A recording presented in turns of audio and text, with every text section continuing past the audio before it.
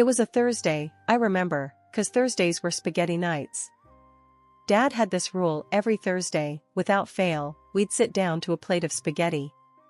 It was our thing, you know? But that Thursday was different. It was the day Mom left, and everything changed. Dad walked in, later than usual. I was already at the table, poking at my now cold spaghetti, wondering why he was so late. The moment he stepped through the door, I knew something was off. His face was all red, like he'd been crying or something. Seeing Dad like that, it scared me. I'd never seen him cry before. "Anna," he said, his voice all shaky. "We need to talk." I remember feeling this knot in my stomach, like something real bad was about to happen. "What's wrong, Dad?" I asked, trying to sound brave, but my voice came out all squeaky. He didn't sit down. Instead, he paced back and forth, like he was trying to find the right words. Finally, he stopped and looked at me, his eyes all red and puffy. "It's your mom," he said. She's not coming back." I didn't get it. Not coming back? From where? It was spaghetti night. Where else would she be? "She left, Anna. She's gone. She left us for someone else." The words hit me like a truck. I felt this chill run down my spine. "Gone, Mom?" But, why? That was all I could muster. Dad's voice broke as he tried to explain. "I don't know, kiddo. I don't understand it myself. But she made her choice, and we gotta deal with it." I was mad, you know? Mad and sad and a bunch of other things I couldn't quite name. Did she even say goodbye? Does she not love us anymore? Dad sat down next to me then, pulling me into a hug. "I'm sure she loves you, Anna. But sometimes, people, they make choices that hurt others. It's not right, but it happens." I pushed him away, feeling this anger bubbling up inside me. "Well, I hate her," I shouted, not really meaning it. Or maybe I did. I was so mixed up. Dad sighed, wiping his eyes with the back of his hand. "I know, kiddo. It's okay to be mad. But we'll get through this. Together." The rest of the evening was a blur. I didn't eat my spaghetti. How could I? Spaghetti night was ruined, along with everything else. That night, I lay in bed, staring at the ceiling, thinking about Mom. Why would she leave? Didn't she care about us at all? Dad was hurting, I was hurting, and it felt like she just didn't give a damn. It was the first time I really understood that sometimes, people you trust can just break your heart. And as much as I wanted to hate her for what she did, part of me just wanted to understand. Why did she leave? Did she ever think about us? But those were questions for another time. For now, I just had to keep moving forward, one day at a time, with Dad by my side. Then Sarah came into our lives, kinda like a surprise plot twist you never saw coming, but ends up being the best part of the story. The day Dad told me about Sarah, I was skeptical. We were doing dishes, and he was all nervous, which was weird for him. "Anna, I've been seeing someone," he blurted out, almost dropping a plate. I froze, soap suds dripping from my hand. "What? Who?" I wasn't sure whether to feel angry or curious. "Her name's Sarah. She's really wonderful, Anna. I think you'll like her," he said, avoiding my gaze. I didn't say much. Just nodded and kept on with the dishes. But inside, I was a whirlwind of thoughts. Another woman? Was she trying to replace Mom? I wasn't ready for that. The first time I met Sarah, I had my defenses up. She came over for dinner, and I could tell she was nervous, which made me feel a bit better. She wasn't acting all cocky like she owned the place. "Hi, Anna. I've heard so much about you," she said, offering a smile that seemed genuinely warm. "Yes? All good things, I hope," I replied, trying to sound tough, but probably just coming off as awkward. We sat down to eat, and the conversation was kinda stilted at first. Dad kept trying to fill the silence, bless him. But then, Sarah started talking about this band she loved, which turned out to be one of my favorites too. That broke the ice, and before I knew it, we were chatting like old friends. It didn't take long for Sarah to become a fixture in our lives. She moved in a few months later, and things, they just felt right, you know? Like she was meant to be part of our family. One day, after Sarah had moved in, I came home fuming from school. Some kids had been making fun of me for not having a mom, and I'd had enough. I slammed the door and threw my backpack against the wall. Sarah came rushing in, all concerned. "What's wrong, Anna?" she asked, kneeling to be on my level. "Nothing. Just leave me alone," I snapped, not really meaning it. I was just so mad. Sarah didn't budge. "It doesn't look like nothing. Wanna talk about it?" I hesitated, then blurted out everything about the kids at school, about missing mom, about feeling so damn angry all the time. Sarah just listened, her expression soft. When I was done, she hugged me. Not in a trying to replace your mom way, but in a I'm here for you no matter what way. That meant the world to me. "Anna, I'll never try to take your mom's place. But I want you to know I'm here for you, okay? As a friend, as family. Whatever you need." I nodded, wiping away tears. "Thanks, Sarah." From then on, Sarah wasn't just Dad's girlfriend or the woman living with us. She was part of our family. She helped me with homework, listened to my teenage rants, and even taught me how to apply eyeliner properly. She filled our home with laughter and love, something I hadn't realized how much I'd missed until she showed up. One evening, we were all watching a movie, and I looked over at Sarah and Dad, laughing together on the couch. It hit me then how much things had changed, how much better they'd gotten. "Thanks, Sarah," I whispered, not sure if she heard me. "For what?" she whispered back, turning to me with a smile. "For everything," I said, meaning every word. Sarah just squeezed my hand and turned back to the movie. But that moment, that simple exchange, it sealed the deal for me. Sarah was family, through and through.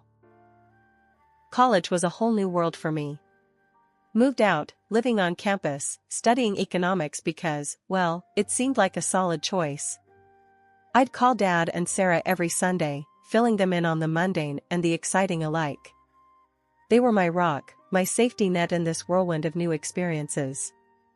One evening, I was cramming for midterms with my roommate, Jenna, when my phone rang. Seeing Dad's ID, I figured it was their usual check-in. "Hey, Dad, what's up?"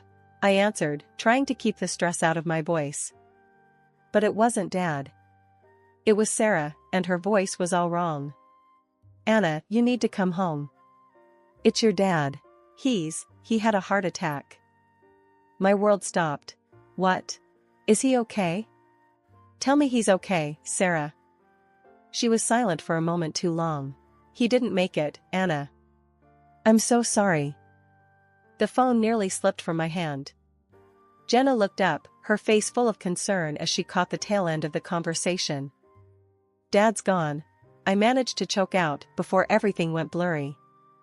The next few days were a blur of tears, travel, and terrible coffee. The funeral felt surreal, like I was watching someone else's life fall apart. Dad was gone. Just like that. No warnings, no goodbyes. After, when the crowds of sympathetic faces had dwindled, Sarah and I found ourselves sitting in the living room, surrounded by the silence of the house. "I can't believe he's gone," I whispered, the words feeling like lead on my tongue. Sarah wrapped an arm around me. "I know, kiddo. I know. It's going to be tough, but we'll get through this. Together." "How, Sarah? How do we do this without him?" The tears were coming again, a relentless tide. "We remember him. We keep living, because that's what he would have wanted. And we take care of each other." It was tough, going back to college. Part of me wanted to drop out, come home, and never leave Sarah alone in that big, empty house. But another part of me knew that was the last thing Dad would have wanted. "Go back, Anna," Sarah had said when I broached the subject. "Finish what you started. Make your dad proud." "But what about you?" I asked, feeling torn. I'll be fine. And I'll be here when you come back. Always. So, I went back. Jenna, bless her, had turned our dorm room into a fortress of comfort by the time I returned.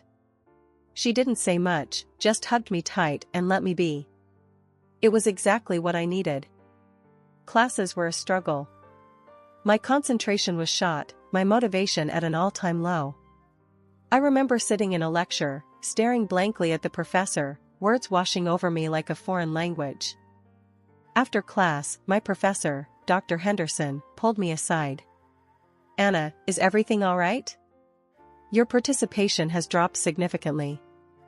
I shrugged, the weight of grief making it hard to articulate my feelings. "It's my dad. He passed away." Dr. Henderson's expression softened. "I'm so sorry to hear that, Anna. If you need anything, any extensions, or just someone to talk to, my door is always open." "Thanks," I mumbled, grateful, but too numb to really feel it. That's how it went for a while. Going through the motions, barely keeping my head above water. But slowly, with a lot of support from Sarah, Jenna, and even Dr. Henderson, things started to get a bit easier. Not better, exactly, but less impossible. By the end of the semester, I'd managed to pull my grades up, securing a decent GPA. It felt like a hollow victory, though, without Dad there to celebrate with me. But I knew he was proud, somewhere, somehow. And that thought, that feeling, gave me the strength to keep going, to face whatever came next. With Sarah by my side and Dad's memory in my heart, I started to believe maybe, just maybe, I could make it through.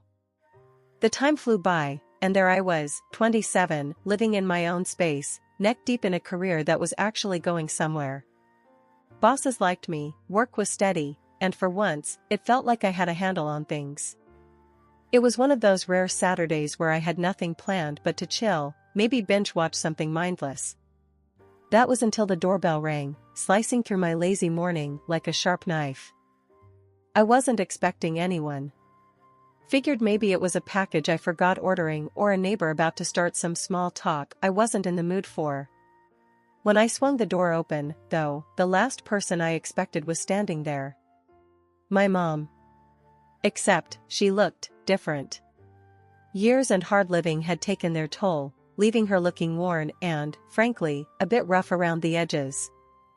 "What are you doing here?" I blurted out, not hiding my shock well. Her eyes welled up, and she looked like she was about to crumble right there. "I wanted to see you, Anna. It's been too long." Too long was an understatement. Years of silence, and suddenly she pops up? Mixed feelings were an understatement. Why now, after all this time? My voice had an edge, and I wasn't about to soften it for her sake. She wiped at her eyes, taking a shaky breath. "I've always wanted to fix things between us. Your dad and Sarah, they wouldn't let me get close." That made me frown. "Come on, you expect me to buy that? Why didn't you reach out when I turned 18? I wasn't under their thumb then." Her excuse was ready, rehearsed maybe. "I was sick, Anna. Really sick. It took me a long time to get better. And when I finally did, I knew I had to try to connect with you, no matter how late it was." The conversation was like wading through mud, awkward and messy. Part of me wanted to slam the door in her face, but another part, a part one wasn't ready to admit existed, wanted to hear her out. Maybe it was curiosity, maybe something else. We talked, if you could call it that. More like danced around the years of silence, each of us tiptoeing around the minefield that was our relationship. Then, without warning, she said she had to go. Just like that, she turned and left, leaving me with a storm of thoughts and not a single answer that made sense. The door clicked shut behind her, and I was left standing there, feeling a weird mix of anger, sadness, and a dozen other things I couldn't put a name to. She had her chance to explain, and all I got were excuses. Still, her visit cracked something open, something I thought I had buried a long time ago. After Mom's unexpected drop-in, my head was a mess, buzzing with a million thoughts and not one clear answer. I needed some grounding, some clarity. There was only one person who could offer that, Sarah. So, I found myself driving over to her place, the one she'd moved into after Dad passed. It was a cozy little house, filled with warmth and memories, a stark contrast to the confusion I was feeling. I knocked on the door, and Sarah answered with her usual welcoming smile. But it faltered a bit when she saw my face. "Anna, what's wrong?" she asked, ushering me in. I didn't even know where to start. "Mom showed up at my place today," I blurted out as soon as we sat down in her living room, a cup of tea in front of each of us. Sarah's eyebrows shot up. "Your mom? After all these years?" "Yes, and she had a lot to say. Mostly excuses." I took a sip of my tea, finding it hard to look at her. "What did she say?" Sarah's voice was calm, but I could tell she was bracing herself. "She claimed that you and Dad kept her away from me. That she was sick and couldn't reach out until now." The words felt bitter, recounting Mom's version of events. Sarah shook her head, a look of disbelief crossing her face. "Anna, that's not true. You know that. Your dad and I never stopped her from reaching out to you. She made her choices." I knew that, deep down, but hearing Mom's story had stirred up doubts. I guess part of me wanted to believe there was a good reason for her leaving. Sarah reached over, squeezing my hand. "It's natural to want to find some good in her reasons, but you can't let her rewrite the past. You know what happened." "Yeah, I do." I sighed, feeling a bit foolish. "She also said she was sick." "We never knew if she was," Sarah said gently. "But even if she was, it doesn't change the years of silence, Anna. It doesn't excuse everything." The clarity I was seeking started to seep through the fog of emotions. Sarah always had that effect, a way of making things make sense. She also mentioned wanting to start over, to have some sort of relationship. Sarah's expression turned cautious. "Anna, people don't change overnight. If you decide to let her back into your life, be careful. Protect yourself." Her words were a warning, a reminder of the pain that had taken so long to heal. I don't even know if I want her in my life. Today, just, through me. Whatever you decide, I'm here for you. Just, remember who she was and who she's been all these years. Sarah's advice was like a lighthouse, guiding me through stormy seas. "I will." "Thanks, Sarah." I meant it. Her perspective was invaluable, a tether to reality when I felt adrift. After Mom started dropping by more often, it was kinda nice at first, catching up, feeling out this whole mother-daughter vibe we'd never really had. But then, the vibe shifted. Suddenly, it wasn't just coffee and chit-chat. She started hinting at needing cash, first for this doctor's bill, then for that rehab thing she said was for her illness recovery. Each time, laying it on thick with the lovey-dovey stuff, something I wasn't used to from her. Despite Sarah's earlier warnings ringing in my ears, I found myself unable to say no. Maybe it was the guilt, or maybe I was just starved for that maternal affection I'd missed out on. But then she hit me with a real doozy. Out of the blue, she's like, "I found this perfect apartment right next to yours. Wouldn't it be great to be neighbors?" And I'm thinking, sure, sounds nice, until she drops the bombshell. She wants me to foot the bill. The whole year's rent, up front, adding up to a cool 24 grand. I choked on my coffee. "You what? That's a lot of money, Mom." She didn't miss a beat, playing the hurt card like a pro. "I thought you'd want to help your mother out," she said, all wounded-like. "I do, but it's a lot. I need to think about it." I managed to stammer out, feeling like I'd just been sucker-punched. Well, she didn't like that one bit, got all huffy, and stormed out. So there I am, feeling like the worst daughter in history for not immediately opening my wallet. I needed advice, someone with no skin in the game. Naturally, I called Sarah. "Hey." I started, no preamble. "Mom asked me to pay a year's rent for her. 24K, what do I do?" Sarah's response was instant, a mix of concern and anger. "Anna, you can't be serious. After everything, you're considering it?" I sighed, running a hand through my hair. I don't know, Sarah. She's my mom. She's also the woman who left you and your dad high and dry. You owe her nothing. Sarah shot back, her voice sharp as attack. Her words stung, but I knew she was right. Still, something in me couldn't shake the idea of finally having a real relationship with my mom, even if it meant buying it. Against my better judgment, I went ahead and agreed to Mom's request. But I wasn't completely naive. I made sure my name was on the lease, a little insurance policy just in case things went south. When I told Sarah what I'd done, there was a long silence on the other end of the line. Anna, I hope you know what you're doing, she finally said, her voice heavy with unspoken worries. Yes, me too, I replied, though in truth, I had no idea what I was doing. But there was no turning back now. I'd made my choice, and all I could do was hope it wouldn't come back to bite me. A week after the whole apartment thing with Mom, I figured, maybe we could try to smooth things over with a little celebration. I thought a surprise housewarming might show her I was trying to make an effort, bridge the gap between us. So, there I was, standing outside her door, ready to surprise her, when I caught a snippet of conversation that froze me in my tracks. There was my mom, loud and clear, boasting to a room full of her new buddies about how she'd played me for a fool.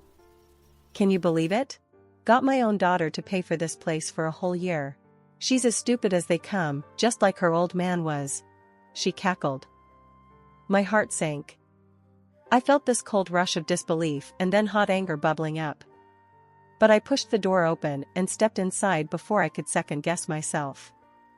The scene was exactly as I'd imagined, a bunch of drunken strangers cluttering up the living room, with my mom holding court among them. The laughter died down as every eye turned to me, the sucker of the hour.